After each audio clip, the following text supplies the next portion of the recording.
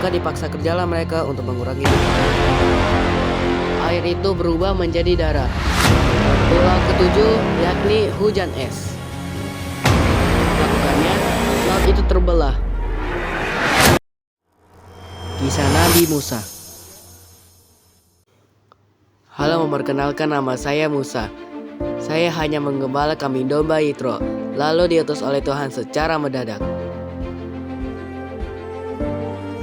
Dulu waktu saya kecil, saya dibuang ke sungai memakai peti karena jumlah penduduk di Mesir semakin banyak. Karena jumlah penduduk semakin banyak, maka dipaksa kerjalah mereka untuk mengurangi jumlah penduduk di Mesir. Suatu hari, saya sedang menggembala kambing domba Yitro. Tiba-tiba ada api di semak belukar. Saat saya mendekati rumput itu, tiba-tiba Tuhan memanggil saya. Musa, Musa. Lalu ku jawab, ya Tuhan. Janganlah kamu injak tanah ini, sebab tanah ini adalah tanah yang kudus.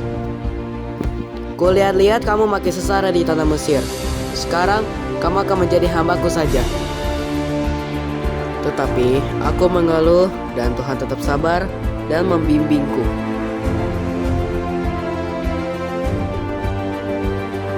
Sebelum pergi, saya berpamitan kepada Yitro yang menjagaku bersama keluargaku. Setibanya di Mesir, saya mulai berfirman kepada Firaun semua firman yang saya dengar dari Tuhan. Tetapi Firaun bersikeras untuk tidak melepaskan orang Mesir dan menyuruh kami berdua keluar dari situ. Saat malam hari, tiba-tiba Tuhan berfirman kepadaku, jika Firaun tidak mau melepaskan orang Mesir, buatlah tulah pertama, yakni air menjadi darah. Ulurkan tongkatmu ke segala air di Mesir, maka berubahlah air itu. Keesokannya, saat kami melakukannya, air itu berubah menjadi darah. Sebab Firaun tidak mau melepaskan orang Mesir dari kerja paksa ini. Maka inilah yang terjadi. Tulah kedua, yakni katak. Tulah ketiga, yakni nyamuk. Tulah keempat, yakni lalat pikat.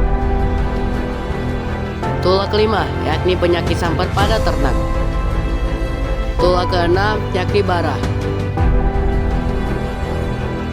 Tulah ketujuh, yakni hujan es.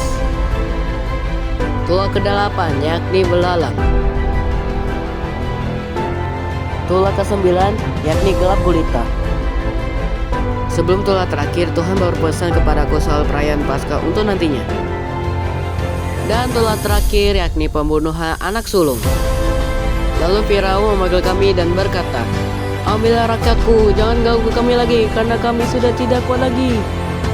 Akhirnya mereka bebas dari siksaan Mesir. Di malam hari, Tuhan mengadakan Paskah untuk bagi orang Kristen yang akan menjadi tradisi turun-menurun. Suatu hari, Firaun menyadari kesalahannya mengapa dirinya malah membiarkan mereka pergi begitu saja. Maka Firaun memanggil prajuritnya dan menyuruh mengejarnya. Prajurit Firaun segera mengejar kami tanpa minta ampun. Kami pun kaget dan mereka pun mengeluh karena mereka di jalan yang tidak benar.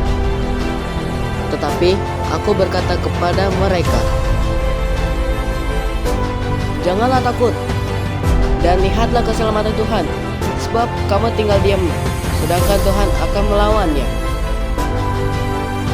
Lalu Tuhan berfirman kepadaku, ulurkan tongkatmu ke atas dan belahlah air itu, maka laut tersebut akan terbelah.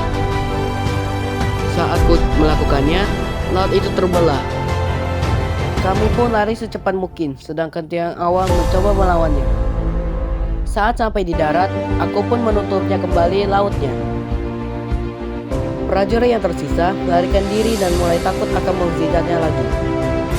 Semua umat Allah bersorak dan bersatu-satu mulai mempercayainya.